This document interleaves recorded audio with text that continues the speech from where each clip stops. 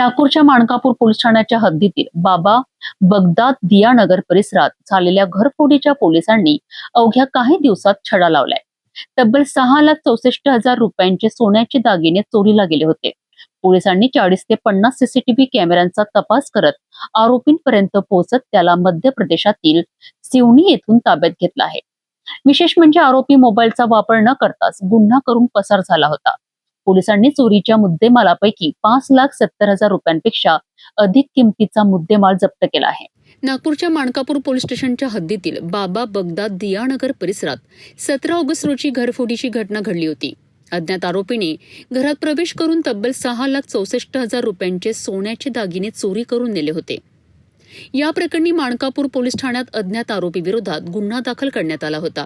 घटनेची माहिती मिळताच वरिष्ठ पोलीस अधिकाऱ्यांनी घटनास्थळी भेट देऊन तपासाच्या सूचना दिल्या. त्यानंतर पोलिसांच्या पथकाने परिसरातील तब्बल 40 ते 50 सीसीटीव्ही कॅमेऱ्यांचे फुटेज तपासण्यास सुरुवात केली. सीसीटीव्ही फुटेज तपासत असताना एक संशयित व्यक्ती बसने परिसरात आल्याचं पोलिसांच्या निर्देशनास आलं. त्यानंतर पोलिसांनी सीसीटीव्हीच्या माध्यमातून या संशयिताचा पाठपुरावा केला.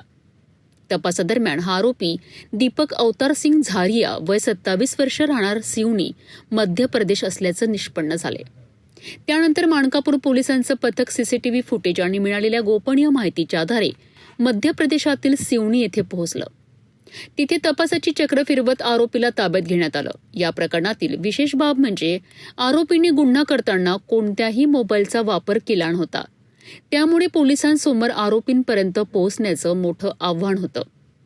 मात्र सीसीटीव्ही फुटेजच्या बारकाईने केलेला तपास आणि गोपनीय माहितीच्या आधारे पोलिसांनी आरोपीचा माग काढला आणि अखेर त्याला ताब्यात घेतलं.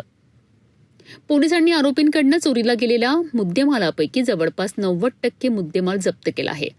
जप्त करण्यात आलेल्या मुद्देमालाची किंमत 5,70,000 रुपयांपेक्षा अधिक असल्याची माहिती पोलिसांनी दिली आहे. माणकापूर पोलीस स्टेशनच्या हद्दीमध्ये बाबा बगदाद दियानगर म्हणून एक एरिया आहे. त्या ठिकाणी दिनांक 17 ऑगस्ट रोजी एक घरफोडीचा गुन्हा घडलेला होता. अज्ञात इसमाविरुद्ध यामध्ये गुन्हा दाखल केलेला होता आणि जवळपास 6,64,000चा मुद्देमाल सोन्याचे दागिने या अज्ञात आरोपीनं चोरी करून नेलेले होते. याच्यामध्ये माननीय DCP अन्नपूर्णा सिंग मॅडम आणि माननीय ACP सुनील सिंग पवार साहेब यांनी स्पॉटला व्हिजिट केलेली होती आणि त्यांनी पुढील तपास करण्याचे निर्देश दिलेले होते.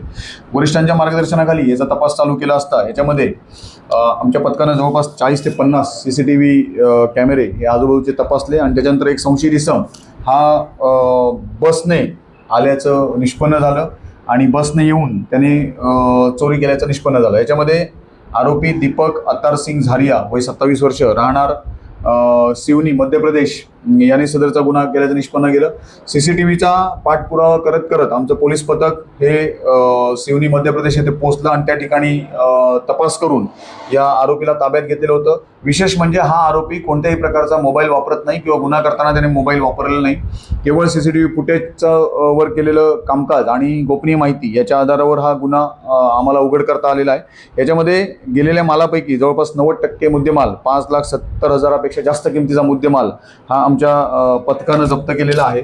याच्यामध्ये जी कारवाई आहे ही माननीय पोलीस आयुक्त श्री विश्वास नांगरे पाटील साहेब, माननीय joint CP Shri Reddy sir, माननीय ॲडिशनल CP साऊ मॅडम, आमच्या DCP मॅडम आणि ACP सर यांच्या मार्गदर्शनाखाली आमच्या DB टीमचे PSI Amit Bandgar, ASI Rajesh Berne, हवालदार राहुल गवई, विपिन रक्षे, धीरज कुमार भोपळे, प्रशांत खंदारे, रोशन बागडे या सर्वांनी अहोरात्र मेहनत घेऊन हा गुन्हा उघड केलेला आहे आणि मुद्देमाल रिकव्हर केलेला आहे.